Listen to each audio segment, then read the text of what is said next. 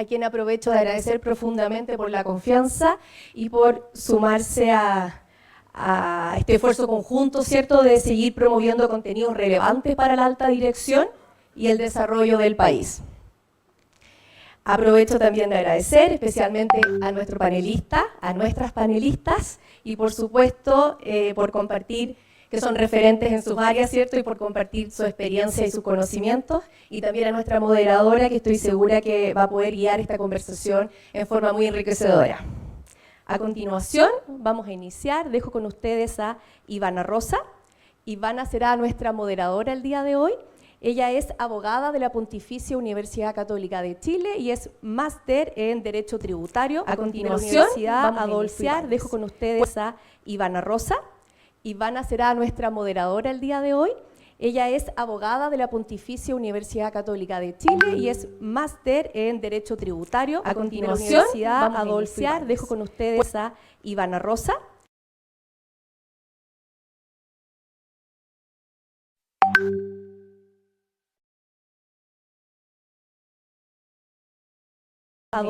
Dejo con ustedes a Ivana Rosa.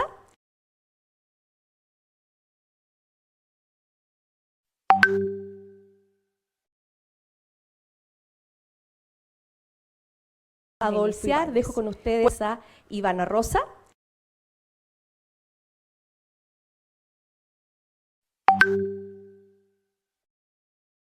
Todos muy bien. Es para mí un placer estar acá dejo con ustedes a Ivana Rosa. Ya querida para mí, compartiendo con ustedes este tema del futuro de la sostenibilidad empresarial. Como decía Gabriela, en tiempos de tensión, claramente hay desafíos importantes para las agendas de ESG y para la diversidad, la equidad y la inclusión. Así que voy a partir presentando a nuestros panelistas, a mi querida Marcela Bravo. Primero, Marcela, por favor, adelante, toma asiento. Marcela es gerente general de Acción Empresa y también es directora de Arauco. Forma parte del Consejo Consultivo Empresarial de la Facultad de Economía y Negocios de la Universidad de Chile. Es ingeniera comercial de la Universidad de Chile y ha completado el Advanced Management Program del ESE Business School, así como el programa Board of Women y el programa para directores del ESE. Muy bienvenida, Marcela. Un aplauso para ella, por favor. En segundo lugar, presento a Francisco Sepúlveda. Francisco es gerente general de la Caja La Araucana. Lidera con un enfoque transformador centrado en el bienestar social, la sostenibilidad y la equidad de género. Bajo la gestión de Francisco, la institución ha fortalecido su solvencia financiera, consolidado una estrategia de desarrollo sostenible e implementado políticas destacadas en equidad, siendo reconocida por certificaciones con el sello Iguala. Francisco también es promotor de una profunda transformación organizacional y ha posicionado a la Araucana como referente en innovación social dentro del sistema de seguridad social en Chile. Muy bienvenido, Francisco. Un aplauso para él también. Y lamentablemente teníamos también invitada a Francisca Castro, por algunos inconvenientes no podrá asistir, pero vamos a estar aquí con Marcela y con Francisco teniendo esta conversación. Eso, instálense, saquen sus agüitas. La idea es que hagamos una conversación interesante, entretenida, y más que preguntas y respuestas, bueno, ustedes saben también hay un código QR. ¿Cuál es el código QR que pueden mandar las preguntas? ¿El que está ahí? Allá, ahí. Ahí se está proyectando ese código QR por si quieren hacer preguntas, ¿ya? Y la idea es que tengamos una conversación más que preguntas y respuestas, ¿ya? Yo pensé, para poder partir con este tema, hacer alguna reflexión personal respecto del futuro de la sostenibilidad. Y me gustaría partir diciendo que, bueno, soy mujer, soy mamá de 2 niños chiquititos de 6 y 4 años, y también he sido sponsor de la Agenda de Diversidad e Inclusión en Arauco. Y creo que estamos todos súper claros que efectivamente estamos en un tiempo de presión y de desafíos para las agendas de diversidad e inclusión. Pensé cuál fue el punto crítico, y de todas maneras creo que tenemos consenso en que el punto crítico fue el nombramiento, ¿cierto?, de Donald Trump como presidente de Estados Unidos en enero de 2025, cuando se dio la directriz de desmantelar, en palabras de él, ¿es cierto?, toda la estrategia de ESG y de agendas DEI que existieran en las compañías americanas. Y claramente eso vino a desenvolver una serie de activismos respecto a estos movimientos anti-woke, ¿cierto?, como todos los movimientos destinados a restar valor a todas las políticas de diversidad, equidad e inclusión. Y entonces, en ese momento, muchos pensamos, ya, ¿y esto qué significa? Y hubo un consenso, yo creo que medio implícito y explícito también en algunas compañías locales, de poder decir, ¿saben qué? Esto, lo dije yo en palabras propias, dije, quizás esto significa bajar el volumen a estas medidas de ESG, estas políticas de equidad e inclusión. ¿Pero qué significa bajar el volumen? Entonces, bajar el volumen significa retroceder, bajar el volumen significa dejar de hacer. Y ahí entonces la reflexión, desde mi punto de vista personal, es que quizás habían políticas que sí estaban muy polarizadas. Y entonces la forma estaba muy polarizada. Pero eso no significa retroceder, eso no significa detenerse. Puede ser que efectivamente hayan habido movimientos que hayan generado muchos cuestionamientos respecto a estas políticas, pero todos dijimos y estábamos convencidos respecto de la justicia que había en estos temas, que estos temas no eran temas que había que hacer porque sí, eran temas que eran justos. Lo dijimos, tenemos miles de estudios, es cierto, que avalan la importancia de tener ambientes diversos de trabajo. En un 25% los equipos diversos son mucho más rentables, y si a esa diversidad le agregamos diversidades de etnia y cultural, en un 36% aumenta la rentabilidad económica de esos equipos. Entonces, esa información es información que tenemos y que no podemos desconocer. Para mí, a propósito del contexto en el que estamos, es que quizás teníamos que reflexionar respecto de cómo seguir. El para qué lo tenemos súper claro y tenemos la convicción de por qué lo estamos haciendo. Pero quizás el cómo es el que tenemos que revisitar. Y en ese cómo también hay un tema relevante, porque esto no es solamente respecto de la reputación de las compañías. También las compañías necesitan ser atractivas, necesitan tener nuevos talentos. Y a propósito de esta conversación busqué respecto a la generación Z. La generación Z son los que están entre 15 años y 30 años, ¿ya? Por lo tanto, es la nueva generación que está buscando sus primeros trabajos. Entonces, esa generación dice que en un 67% le interesa saber en la compañía que trabajan por sus lineamientos de sostenibilidad, de equidad e inclusión. Por lo tanto, es un factor relevante. Entonces, tenemos que atraer talento, tenemos que ser compañías atractivas, por lo tanto, la sostenibilidad sigue siendo un elemento importante. Y por otra parte, también, a título personal, considero cómo quedan las compañías si en el fondo veníamos haciendo declaraciones y luego nos deshacemos, retrocedemos o nos paralizamos, ¿es cierto? ¿Cuál es el nivel de credibilidad que tenemos como compañía? ¿Cuál era el nivel de convicción que teníamos entonces respecto a lo que estábamos haciendo? Por lo tanto, ante este escenario estoy convencida de que debemos seguir avanzando, pero quizás tenemos que ver cómo seguimos avanzando, ¿ya? Hay desafíos estructurales. Hace unas semanas atrás salió en el Mercurio, Marcela es directora, salió en el Mercurio que en un año, del 2023 al 2024, disminuimos en 2% porcentuales la cantidad de mujeres en directorios en empresas IPSA. Hay un estudio del BIB que dice que el 51% de las mujeres en América Latina, al día de hoy, renuncia a sus trabajos por el cuidado de sus hijos. O sea, porcentajes todavía súper relevantes. Entonces, hay desafíos estructurales significativos, de todas maneras que sí. Y por lo tanto, por eso quiero invitar a Francisco y a Marcela a conversar de cómo seguimos. En esto es lo que estamos y ahora cómo seguimos. Entonces, Francisco, quiero partir contigo, porque en tu presentación, es cierto, se nota que tú has trabajado muchísimo en tu gerencia general, en tu administración en la Araucana, por seguir impulsando estos temas. Pero también sabes que hay muchas compañías que han retrocedido y hay muchas compañías que sí se han paralizado.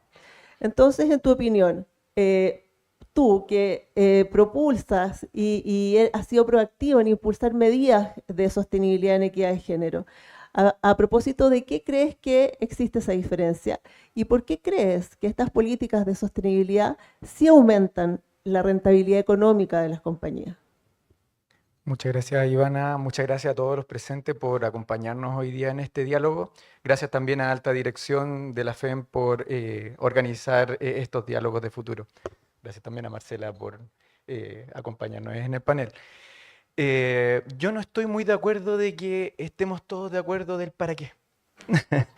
Yo creo que los que estamos sentados aquí lo más probable es que sí. Pero creo que una de las razones por las cuales se crea este movimiento anti-woke es porque no hemos sido capaces, los que sí estamos convencidos, de transmitirle a la gente el porqué. ¿Por qué es importante la equidad? ¿Por qué es importante el cambio climático? Porque puede ser, en el caso del cambio climático, que no nos pongamos de acuerdo de las razones por las cuales existe un cambio climático. ¿Será que es algo del mundo, algo natural? ¿O será la acción humana? En estos casos creo que da lo mismo. Lo que sí podemos estar todos de acuerdo es que el clima cambió, que hay un tornado en Puerto Varas cuando nunca había habido, y por lo tanto creo que la responsabilidad que tenemos nosotros es explicar a la población el por qué. ¿Por qué es importante, como tú decías, la equidad de género? Genera mayores rentabilidades en las empresas. La diversidad, lo mismo. Las etnias, como tú también lo señalabas.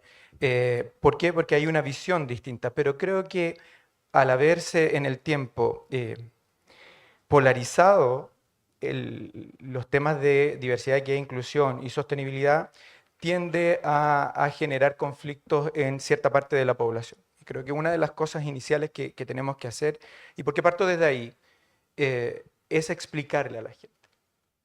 Y el explicar es con datos. Como todos sabemos, lo que no se mide no existe.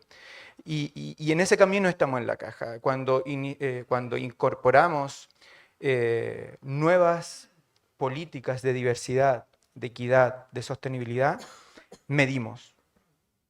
Medimos lo que hacemos, lo que tú señalabas, por ejemplo, en equidad de género.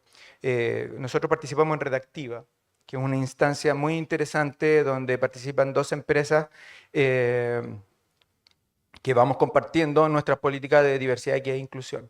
Dentro de Redactiva se creó el instrumento de equidad salarial, junto con una empresa que se llama FK Economics, que lo que busca es medir la brecha salarial que hay entre hombres y mujeres, porque todos los que publicamos memoria en la CMF bajo la 461 hoy día, nos damos cuenta de que el estandarizado que ha creado la CMF no refleja fielmente la brecha que todas las empresas tenemos. E incluso tenemos problemas con nuestros mismos trabajadores, porque los trabajadores dicen, oye, pero si la empresa tiene brechas salariales, dice que no quiere tener brechas, pero en su memoria publica que tiene un 10% de brechas salariales entre hombre y mujer. Pero por otra parte, tú tenés que estandarizar para tener la información y poder comparar, que es lo que nos ha permitido la 461. Y este instrumento, por ejemplo, te hace una regresión lineal y te muestra cuál es la brecha salarial real de la organización. Nosotros fuimos la primera empresa que incorporamos este indicador en nuestra memoria, lo pueden ver en nuestra memoria que ya está disponible, y ahí demostramos de que nuestra brecha no es 10%, sino que es 5,5%. Y también te muestra cuáles son las variables que explican esa brecha. Y por ejemplo, demuestra además de que la caja no interrumpe la carrera profesional de las mujeres cuando tienen hijos, cuando están en el proceso de pre y postnatal y hasta los hijos de 4 años, ¿ya? Por todas las políticas que hemos incorporado. Entonces creo que lo clave en las organizaciones y en lo que estamos haciendo nosotros es medir lo que estamos haciendo en sostenibilidad, en diversidad, en equidad y en inclusión. Es difícil, pero se puede. Buenísimo, Francisco, gracias. De todas maneras, tomo es cierto lo que dice Francisco al principio, no está en cuestión el para qué, porque se nota la convicción que tú tienes y por lo tanto las políticas que desde esa convicción se han ido implementando. Después te voy a preguntar más respecto de ejemplos de esas políticas, que también es súper interesante conocer buenas prácticas y políticas que han tenido buenos efectos. Marcela, ahora te quiero preguntar a ti, en tu experiencia, en toda tu trayectoria, estamos clarísimos con este movimiento anti-woke que hoy día tenemos en el mundo, ¿cierto? Y en Chile también. ¿Qué crees tú? Es una realidad ya. Entonces, ¿qué crees tú respecto a este movimiento? ¿Qué tiene de bueno? ¿Qué tiene de malo? ¿Qué tiene de lindo? ¿Qué tiene de feo? ¿Y qué podemos sacar de este movimiento? ¿Y qué impactos puede generar en Chile o está generando en Chile?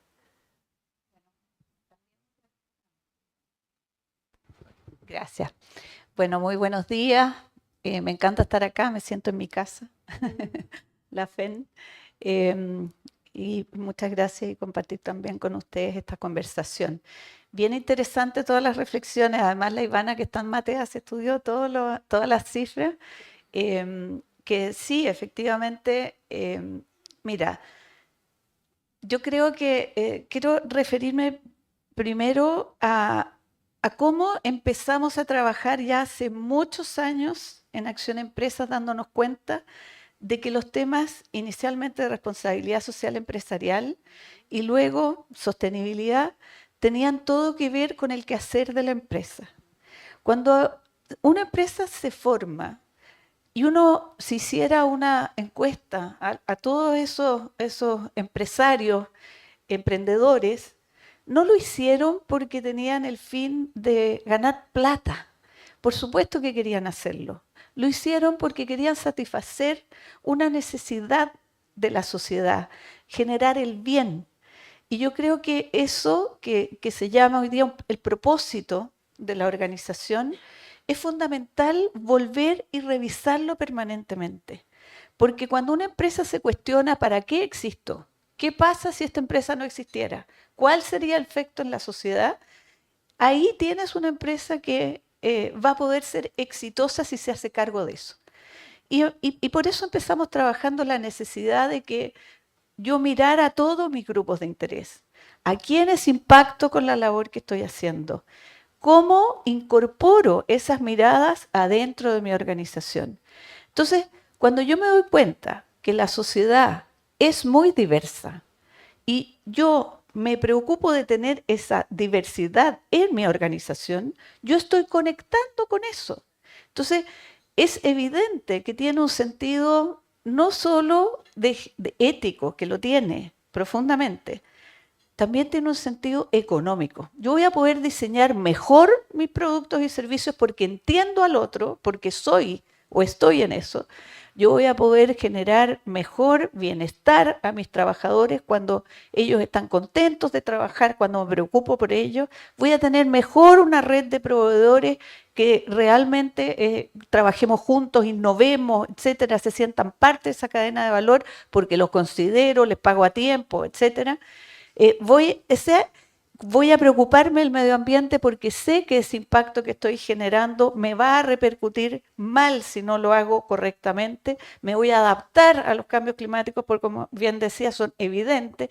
Entonces, creo que cuando alguien se opone de una manera tan brusca, tan categórica, tan prepotente, por supuesto que tiende, como en todo, todos pensamos quizás distinto. Hay personas que tienen esa mirada y entonces apenas alguien de tanto poder dice esto no va más, no existe, dice, ay, qué alivio, ya listo. No, yo la verdad no creía tanto en esto, así que si alguien lo dice, no lo hago más.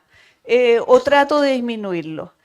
Pero por otro lado, existen empresas, y en Chile muchas, que están convencidas desde siempre. Lo que pasa es que luego fueron entendiendo mejor, incorporándolo como estratégicamente en las decisiones cotidianas, empezó a hacer los temas ESG, empezaron a estar en la estrategia de la compañía, no como un tema filantrópico, etcétera. Entonces, yo creo que el riesgo que tiene que alguien de tanto poder en el mundo categóricamente declare que estos temas no existen, no se pueden hablar de esa manera, etcétera. Bueno, aquellos que de verdad no creían en eso van a desincentivarte y decir, ok, no lo hagamos más. Sin embargo, creo que eso es una mirada cortoplacista, porque todo esto está asociado a los riesgos y a las oportunidades que tienen las empresas. Y de hecho, la mirada que se hace desde el punto de ESG es una mirada con decir dónde están mis materialidad. La materialidad tiene que ver en qué impacto yo y cómo me impactan a mí, que es la doble materialidad. Y esos impactos se convierten en riesgos reales.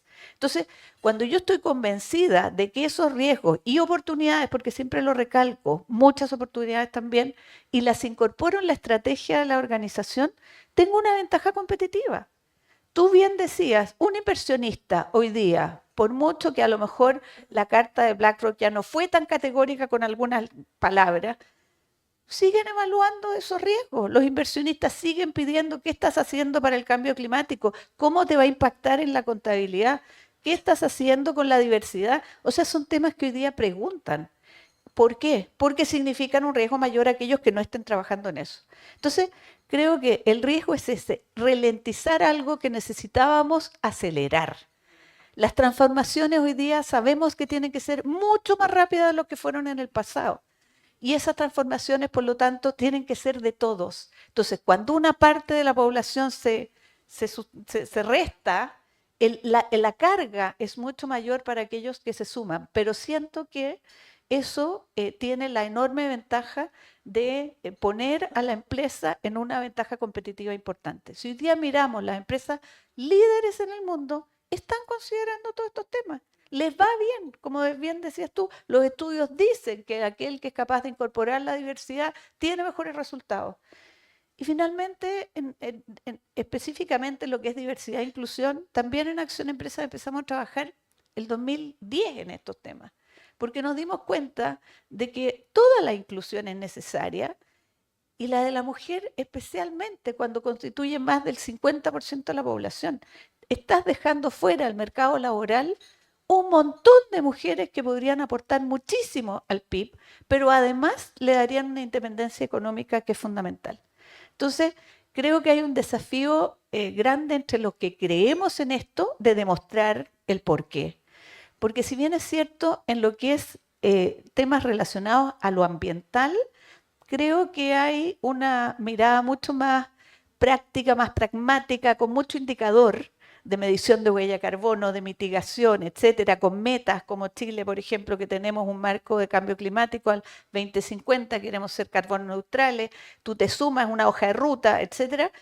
En los temas sociales es más difícil. Son miradas, por ejemplo, ¿cuánto aporta una empresa a la comunidad? ¿Cómo lo mide? ¿Cuál es el impacto social que está generando? Son mediciones de más largo plazo y que por lo tanto a veces cuesta más medir, pero creo que tenemos que ir hacia allá, ir demostrando que esto que es bueno para la sociedad es rentable.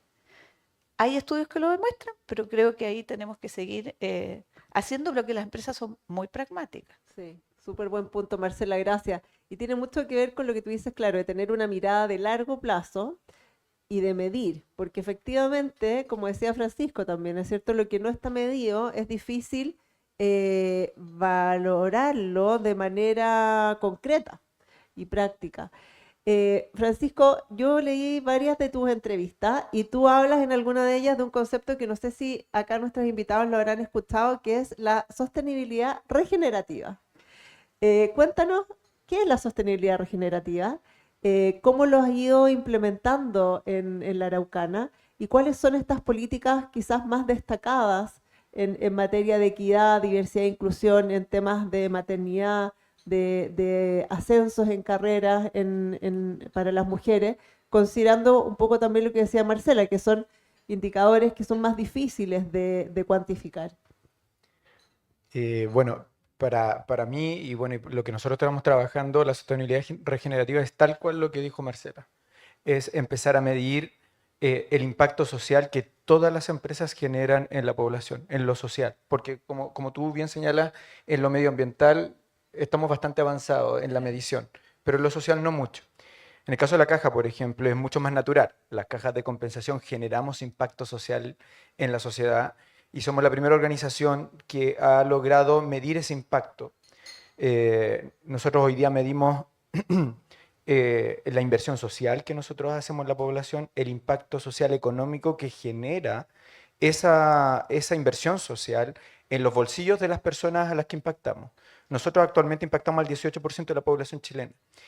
Y luego el impacto en su calidad de vida, ¿a través de qué? De una encuesta de satisfacción vital. Básicamente tú le preguntas a las personas qué tan felices son con su vida de 0 a 10.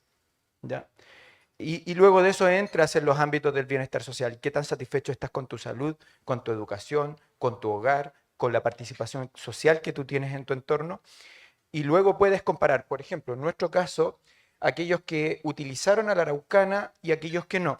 Y puedes cruzarlo con la información y puedes demostrar de que las personas que utilizan, por ejemplo, el ecosistema de salud de la Araucana tienen mejor nota en bienestar que aquellos que no la usan.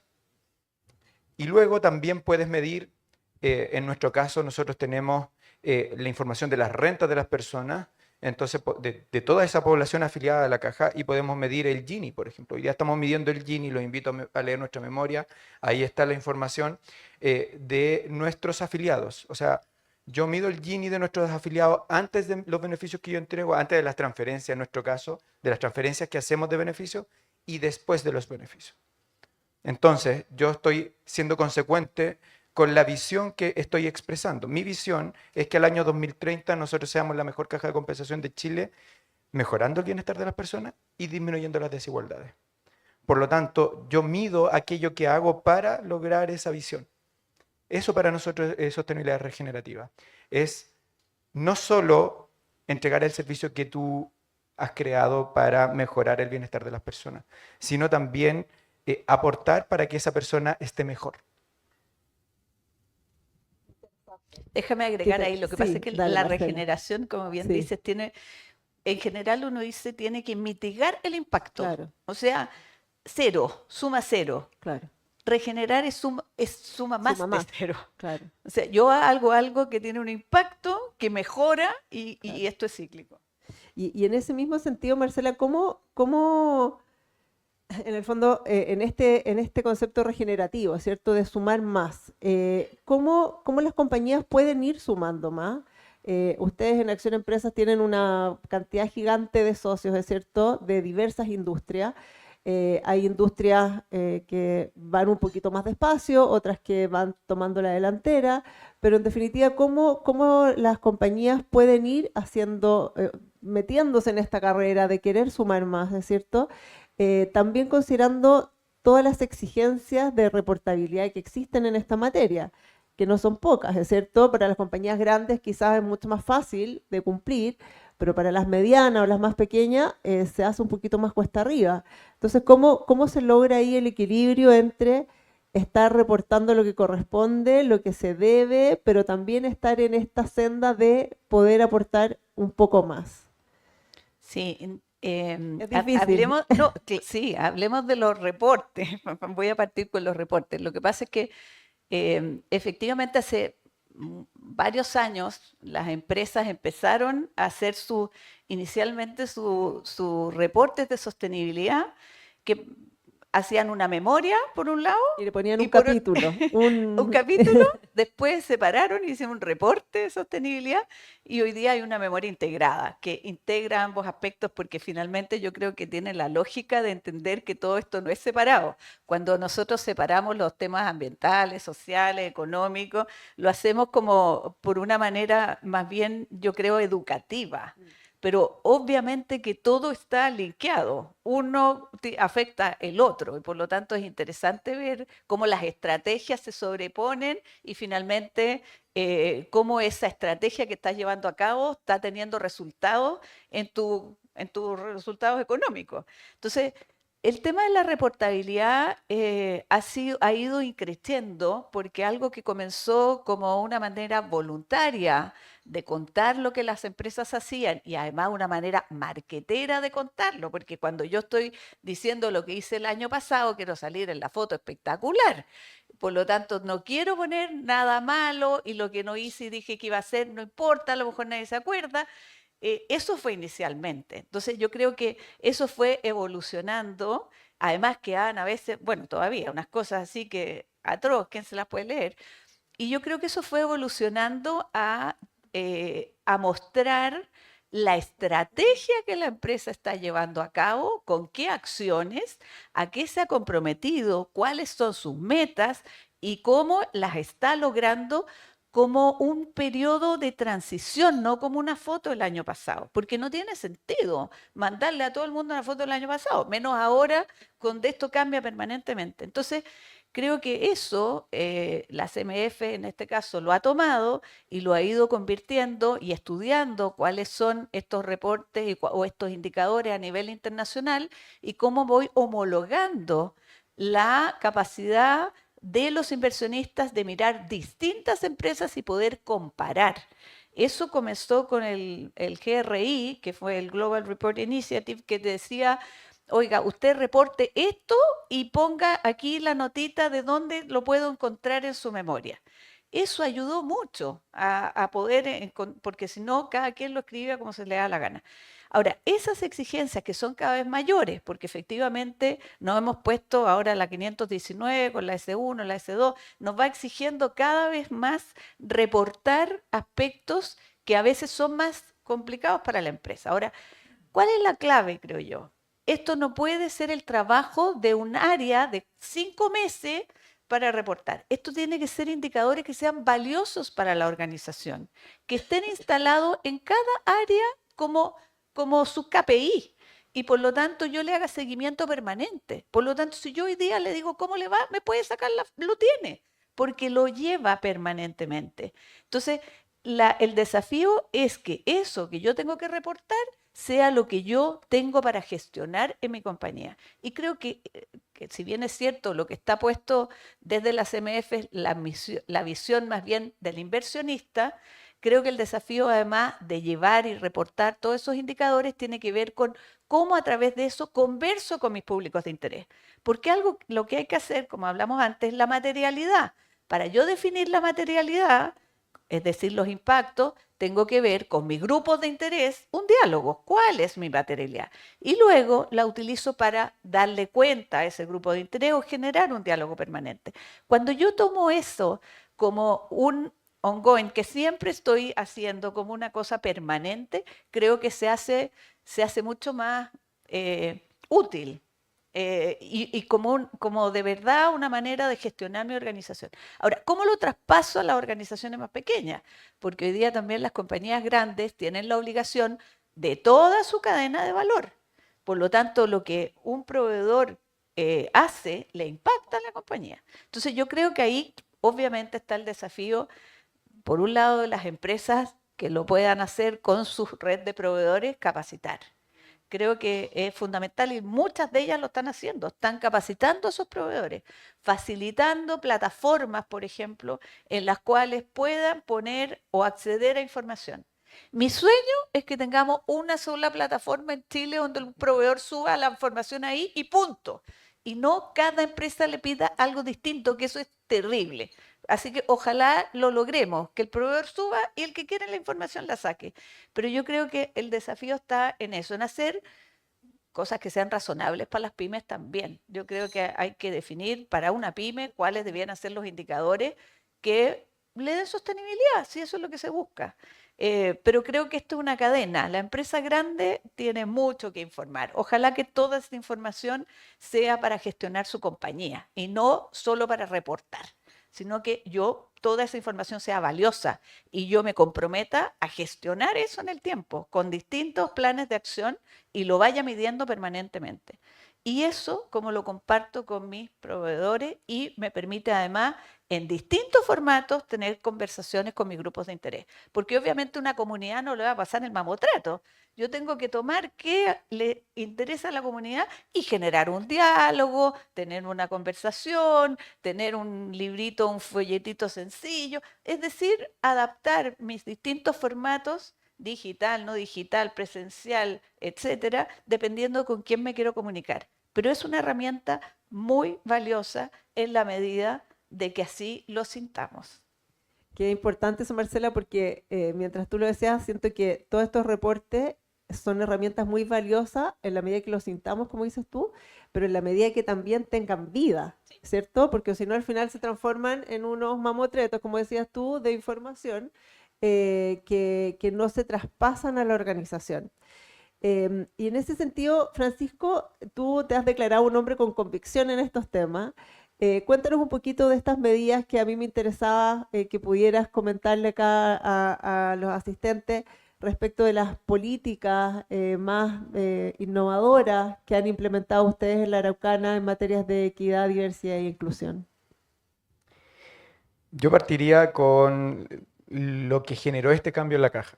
¿Ya? El origen de este cambio que ha tenido resultados, después vamos a hablar de los resultados económicos, porque hasta el momento lo más probable es que varios digan que todo lo que hemos hablado es súper naif. Muy ideológico. Exactamente, pero vamos para allá, vamos a terminar en lo más económico. Lo primero fue este cambio dentro de la estructura del directorio. ¿Ya? El directorio de la Caja el año 2016, o sea, hace casi 10 años atrás, tiene incorporado equidad de género dentro de su composición. ¿Ya? En el directorio, dado como está hoy día los estatutos, hay una participación de género diverso, no habla de que sea hombre o mujer, sino que es género diverso, en donde en este caso el género que actualmente el que tiene menor participación es de un 43%. Pero las mujeres han tenido la mayoría de participación en algunos periodos de la caja con un 57%. Y eso empezó a cambiar la visión del directorio por lo que ustedes comentaban al inicio. O sea, hay diversidad en la forma de liderar a la Araucana. Diversidad no solo en género, sino también en visiones, en profesiones y en experiencia. Y eso hizo que todo lo más probable es que muchos de ustedes sepan que la Araucana pasó por una crisis súper grande, año 2015. La Araucana estuvo a punto de desaparecer, se sometió a la ley de insolvencia, fue una de las primeras organizaciones en someterse a la ley de insolvencia. Quedamos en lo profundo de las clasificaciones de riesgo, D, no hay más abajo de D, D es default. Y hoy día, por ejemplo, estamos en A+, a punto de subir otro notch. O sea, 15 notch o 15 escalones en estos 10 años que han transcurrido. Y eso tiene que ver con este cambio de paradigma de que una empresa solo tiene que generar utilidades. ¿Ya? Y eso hizo necesario el cambio de la estrategia el año 2022, post pandemia, que hizo necesario además que en la primera línea ejecutiva también hubiese una visión mucho más heterogénea para lograr lo que el directorio nos estaba exigiendo, ser la mejor caja de compensación. Y hoy día tenemos un 42% de participación femenina en la primera línea, un 50% de participación femenina en la segunda línea, en las subgerencias. Y también hemos ido incorporando políticas de conciliación de la vida personal y familiar y también de corresponsabilidad parental. Por ejemplo, en la caja hoy día los hombres tienen hasta un mes postnatal para que puedan estar en la crianza inicial de sus hijos. Ahora, que Francisco, todos se los perdona, ¿y tomen lo toman? Eso. es distinto. En Chile el 70% de los hombres se toman el legal, los 5 días. Así que es difícil impulsar que además estén un mes en la casa. Es más fácil hacer la pega en el trabajo que en la casa. Pero de a poco, yo creo que generando historia, demostrando con testimonios de que de verdad te cambia la forma en que tú vives la crianza de tus hijos. Nosotros hemos sacado testimonio a los 7 hombres que en este año que tenemos esta política lo han utilizado. Y claro, al principio te dice el jefe, ¿puedo volver? Pero después ya se dan cuenta de que genera valor en la familia el estar presente. Y en el caso de la conciliación de la vida personal y familiar, la caja tiene 4x3, por ejemplo, en trabajo híbrido en la casa matriz, y algo que es muy valorado en las sucursales, nosotros, el 70% de nuestros trabajadores están en sucursales y no pueden teletrabajar ningún día, pues, atienden gente, dentro de los cuales hay un porcentaje importante que son pensionados o personas mayores que no se van a atender por la web o por teléfono, quieren a una persona al otro lado. Por lo tanto, esas personas tienen que estar en la sucursal y lo que hemos realizado para compatibilizar su vida personal y familiar es flexibilidad horaria de ingreso y salida. que esto lo dice también la ley, pero cuando tú lo haces porque sabes que la gente lo requiere, lo toman de manera distinta. Es antes de la ley lo que tenemos nosotros y tiene relación con haber visitado todas las sucursales. Una de las primeras cosas que hicimos fue visitar todas las sucursales, las 67 sucursales que tiene la Araucana. Y ahí tú te das cuenta de que Santiago no es Chile, por ejemplo, de que los problemas que tiene la gente en el norte es distinto a los problemas que tienen en el sur. En el sur llueve 10 de 12 meses, 11 de 12 meses. Entonces nosotros teníamos, por ejemplo, una sucursal móvil que es una van. Entonces tú decís, ya tengo sucursal móvil, check. Pero la sucursal móvil no salía 10 meses de los 12. Porque ¿qué vas a hacer? ¿Cómo atiende la gente si está lloviendo? Entonces hoy día tenemos una sucursal móvil que es un camión y que la persona se puede meter adentro. Eso es una sucursal con ruedas. Pero esa sensibilidad te la da el terreno, el estar allá. Y que las mujeres, por ejemplo, tuvieran que ir a dejar a sus hijos en la mañana, varios de nosotros, no solo las mujeres, pero principalmente las mujeres, iban a dejar a sus hijos en la mañana y después tenían que esperar 1 hora dentro de la oficina sin hacer nada, o cerca de la oficina porque estaba cerrada, o la sucursal, para empezar a trabajar. Y después en la noche se tenían que ir tarde, dejar a sus hijos con alguien más y ir a buscarlo a esa persona que los cuidaba. Entonces, al flexibilizar los horarios, la pega que hacían en la tarde, la podían hacer en la mañana. Y por lo tanto entran a las 8 de la mañana y se van a las 5 de la tarde, todavía está con luz y eso genera mayor valor también en lo familiar. Y todo esto empieza a generar motivación, mayores productividades, eficiencia y genera resultados económicos. La Caja, después de esta crisis que vivió, en donde perdió en 2 años 2 teletones, por ejemplo. Haber cumplido 2 teletones lo perdió en 2 años la Araucana, el año 2015-2016. Fue gran parte de su patrimonio. La Araucana en ese entonces tenía 130.000 millones de pesos en patrimonio, llegó a 80.000 millones. Y hoy día tiene un patrimonio de 230.000 millones de pesos. Después de ese Francisco, periodo. ¿ya eres gerente general en esa época? 2022. Desde el 2022 con esta nueva estrategia. Y en solo 3 años, la Araucana ha generado un valor económico de más de 40.000 millones de pesos en su patrimonio. En las cajas de compensación, al ser empresas sin fines de lucro, no generamos utilidades, generamos excedente, pero es básicamente lo mismo. Y eso ha hecho que vamos avanzando en estos escalones más rápido de lo que todos pensaban. La Araucana, como les digo, hoy día está en A+. La mejor calificación que había tenido la Araucana en su historia era A. Hoy ya estamos sobre lo que había tenido en toda su historia y prontos a ya pasar a la familia de las AA, que ya es otro ranking, como en el fútbol, no soy futbolero, pero es como la primera división en el fútbol. Y eso a la vez es como un círculo virtuoso, porque con eso tienes menores costos de fondo. Nosotros emitimos efectos de comercio, bonos corporativos, disminuye el costo de fondo y permite que tú entregues crédito social, que es nuestra principal actividad, a mejores precios. O sea, todos ganan. Es un círculo virtuoso. Entonces, para mí la sostenibilidad es el futuro. La sostenibilidad genera valor económico, genera valor social. Gracias, Francisco. Ahí Francisco en el fondo nos empezó a dar, es cierto, los indicadores, el transformar esto de algo ideológico a algo concreto. Y yo estaba viendo mi celular porque hay varias preguntas, así que vamos a darle tiempo a las preguntas del público, si les parece. Voy tratando de agrupar un poco por tema, así que un poco tomo el contexto de las preguntas, pero partiendo un poco desde el principio de lo que hablábamos, respecto de este movimiento anti-woke y algunas miradas demonizadoras, dice, respecto de estos temas.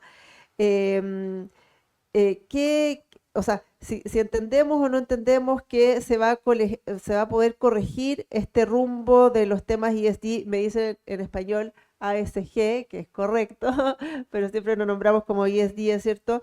Pero ¿qué podemos hacer para lograr incorporar esta mirada, Marcela, más inclusiva, considerando que tenemos esta mirada demonizadora, quizá un poco una palabra bien dura, ¿cierto?, respecto de la diversidad y equidad e inclusión?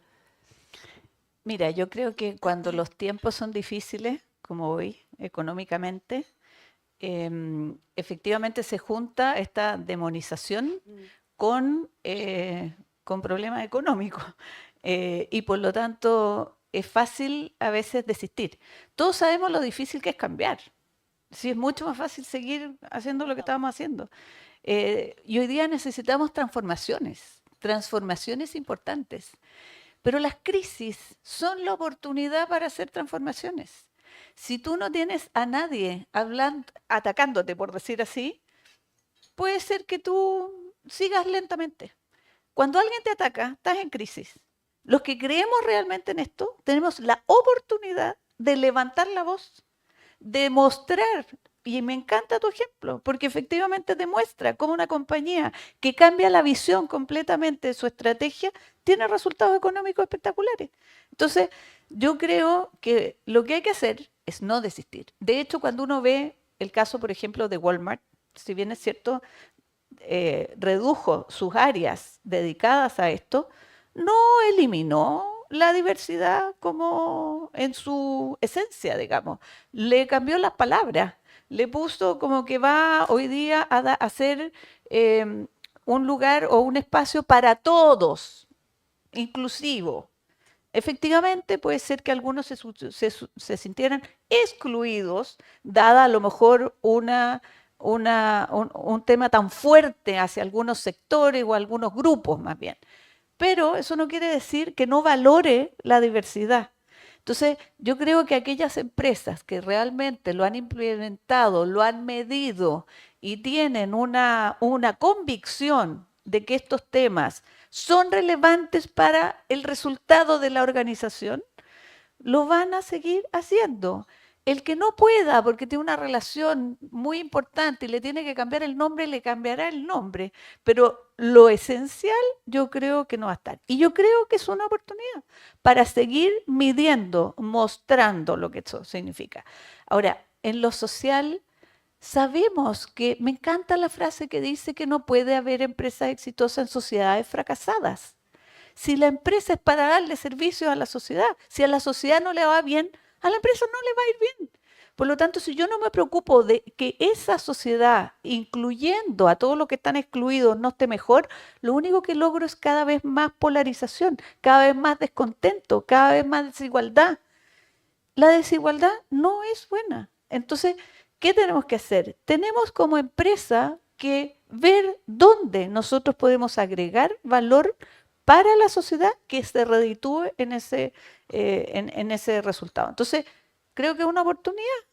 Marcela, y en ese mismo sentido, otra de las preguntas también, ¿crees tú que estamos en un lado del péndulo, estábamos en el otro, nos pasamos al otro y vamos a volver al centro? Y en ese sentido, la pregunta dice, ¿qué va a pasar con las empresas que se están saliendo del círculo? ¿Qué va a pasar con las empresas que están retrocediendo o que se paralizaron frente a estas políticas y paralizaron sus agendas? ¿Crees que van a tener algún costo? ¿Van a quedar atrás? ¿Va a dar lo mismo? ¿Qué impacto crees que pueda generar para las empresas que están tomando una forma de caminar distinta? Yo creo que van a quedar atrás, porque hoy día no veo de verdad una manera diferente donde yo no me importe los impactos que genere, no me adapte al cambio climático, porque ¿para qué? Bueno, me va a impactar.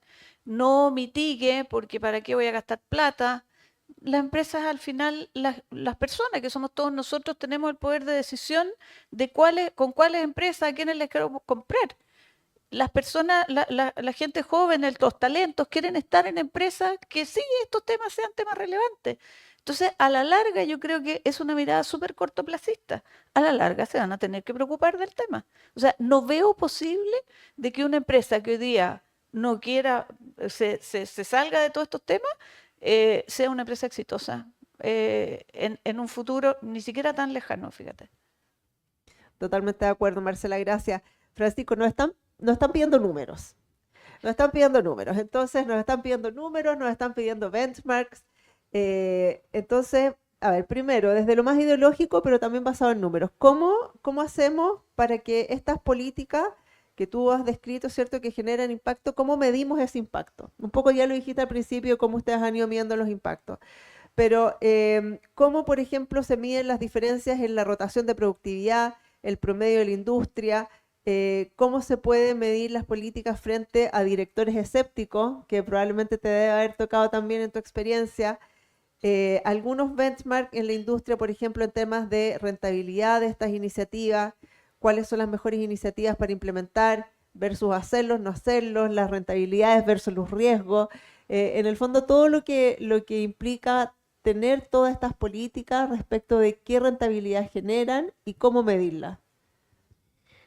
Bueno, yo ya lo dije al inicio, lo clave es medir siempre. Lo bueno en nuestro caso, por ejemplo, las 4 cajas de compensación que existen en Chile están todas con memorias publicadas, información trimestral que es de libre conocimiento y tú tienes la oportunidad de compararte, ¿ya? Obviamente, no siempre vas a estar en los mejores lugares. Nosotros venimos de bien abajo en varios indicadores.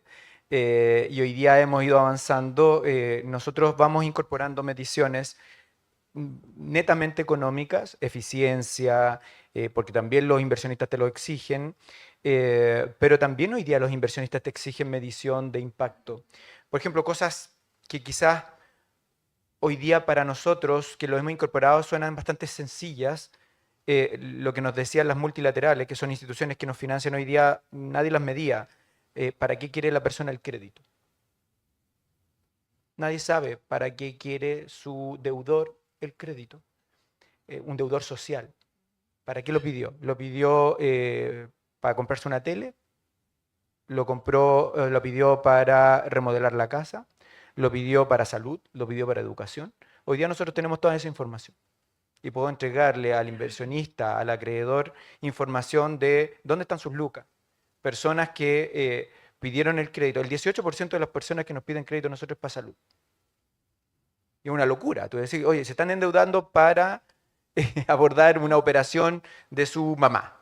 La mamá tiene problemas varices y tiene que operarse y por lo tanto nadie se lo cubre. Bueno, está en el GES y se tiene que operar y sale 3 millones de pesos. Y gana 500.000 pesos. Entonces tú puedes ir... Yo creo que hay muy pocas cosas que no se pueden medir. Lo que yo te decía, o sea, el impacto social que nosotros estamos midiendo hoy día es a través de una encuesta. Te pregunto qué tan feliz eres y lo puedo tabular a través del equipo, nos apoya a nosotros la UNAV, el equipo de sociólogos que tienen, y nosotros demostramos qué tan felices son las personas después o antes de ocupar mis beneficios, lo que yo le entrego. Y hay información en el mundo. La OCDE, por ejemplo, tiene el Better Life Index y lo mide para todos los países que son miembros de la OCDE y es público también. Y tú te metes a la página de la OCDE y puedes comparar. Y lo tiene también por ámbitos del bienestar, por educación, por salud. Y yo puedo incluso comparar si es que las demás personas de Chile se parecen o no a mis afiliados. Y si yo transformo un beneficio o lanzo un nuevo beneficio y después mido cómo mejoré su bienestar, digo, oye, está mejor o peor que la población chilena. No sé si respondí la pregunta. Te agrego, fíjate que, y eso muestra lo relevante como actores sociales que son las empresas.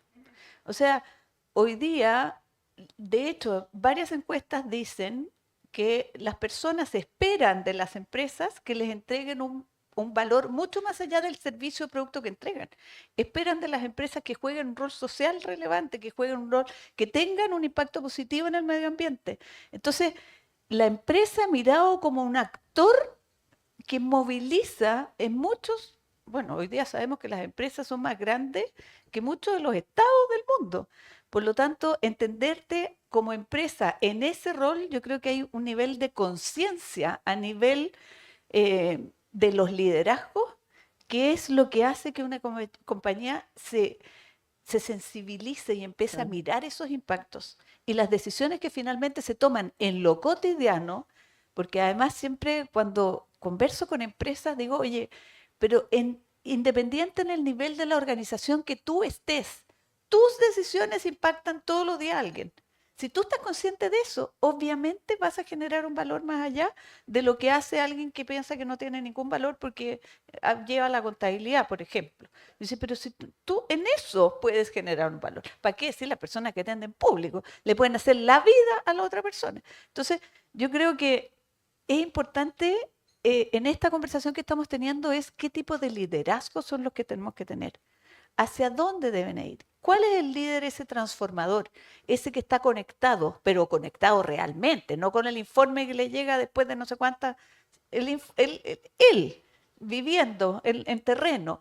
Y eso ha cambiado muchísimo. O sea, los líderes hoy día saben que tienen que tener una conexión directa con todos tus grupos de interés para tomar decisiones en función de esa realidad, con lo complejo que son hoy día los distintos, o sea, todo afecta a otra cosa, todo es sistémico, no hemos ni hablado de la tecnología y la inteligencia artificial, o sea, hay muchos elementos hoy día que conforman eso, pero que creo que son claves del liderazgo.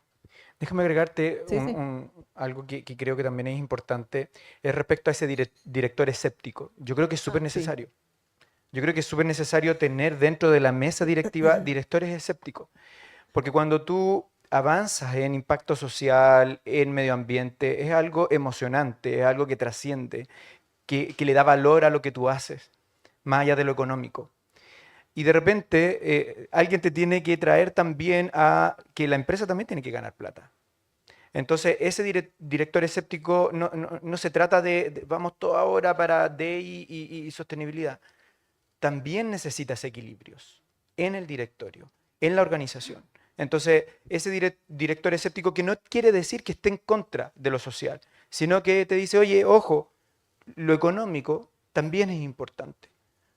Por lo tanto, yo creo que esa diversidad también es necesaria en el directorio. De todas maneras. Mire, y justo una de las últimas preguntas dice, ¿se podría calcular un ROI de ESG, por ejemplo, y tener ratios financieros que puedan, lo tomo a propósito de lo que tú decías, de poder incentivar las conversaciones con esos directores escépticos? Porque al final, efectivamente, lo que está en la ideología, queda en la ideología, lo que está en los números y se puede medir, como bien dices tú, es lo que genera impacto, es lo que convence, es lo que hace el tema algo concreto. Yo creo que es súper difícil como conectar, por ejemplo, estas mediciones que nosotros estamos teniendo de impacto en la calidad de vida con un ROI. ¿Ya? Pero sí hay una correlación. Tú puedes correlacionar, puedes hacer una regresión y decir, oye, desde que la organización tiene equidad de género en el directorio, la Araucana ha tenido mayores rentabilidades. Las empresas no se mueven por un factor, son multifactoriales. Entonces yo no te puedo decir, sí, un porcentaje del 40% de las razones por las cuales la Araucana hoy día está en A+, o prontamente en otra nota, es porque tú hiciste que, o sea, generaste diversidad en el directorio. Es muy difícil, pero sí puedes correlacionar. Puedes hacer una regresión y decir, mira, cuando incorporamos estas variables, como lo que hicimos con el instrumento de equidad, que es súper complejo además medir si la profesión de las personas, si la equidad, o sea, si la fecha de ingreso de estas nuevas generaciones provocaron o no equidad. Hoy día sí, la regresión lineal, incluso que no es tan compleja, te permite correlacionar. Y Yo creo que por ahí complementario a puede. eso también llevar todos estos elementos a matrices de riesgo. Cuando tú tienes, por ejemplo, comunidades, la probabilidad de que esa comunidad esté descontenta y impida que tú puedas trabajar porque te para la planta o etcétera, o cuando los efectos del cambio climático tienen un efecto y tú estás considerando cómo te tienes que adaptar para eso, la probabilidad de ocurrencia, cuánto es el costo que tú le asumes, los temas más de inclusión y de diversidad quizás no llevan un riesgo, pero podrías tú ver a lo mejor con tus productos, con tus servicios, cuánto le estás apuntando, qué tan... O sea, yo creo que todos esos elementos, en la medida que tú los midas, algunos en más en largo plazo, otros en menos en corto plazo, vas a poder ir mostrando desde la perspectiva de los negocios los impactos que te van generando. Entonces, Por eso es tan importante que cuando hablamos de ESG, nunca dejemos fuera el aspecto económico y nunca dejemos fuera que estamos hablando de la manera que se hace el negocio, no de qué hago con lo que me sobra de la plata del negocio. O sea, gano esto y lo invierto. No, no, no. Es cómo hago el negocio, en todas las decisiones que tomo, en la forma en la que opero. ¿Dónde está la estrategia, cierto? ¿Dónde están los puntos fundamentales de la estrategia? Bueno, ya estamos llegando a la hora del cierre. Muchas gracias a todos por sus preguntas, porque creo que hicimos que la conversación, ¿es cierto?, fuese mucho más valiosa y más práctica respecto a los temas de interés. Partir por, obviamente, agradeciéndole a Marcela, Francisco, Marcela con toda su visión de largo plazo, la trayectoria en estos temas y el convencimiento, ¿cierto?, de la importancia de seguir adelante con estos temas. Y a ti, Francisco, también muchas gracias por exponer todo este camino recorrido en la Araucana, con todo lo bueno y todo lo difícil o lo un poco más complejo en los tiempos que tuvieron, pero siempre al final con esta noticia feliz, ¿es cierto?, de cómo terminaron las cosas y cómo han seguido avanzando. Muchísimas gracias a todos por estar acá, ha sido un placer una vez más. Y eso, muchísimas gracias, Gabriela, muchísimas gracias a toda la organización y un gusto estar con ustedes. Que estén muy bien, que tengan muy buen día. Gracias, Ivana.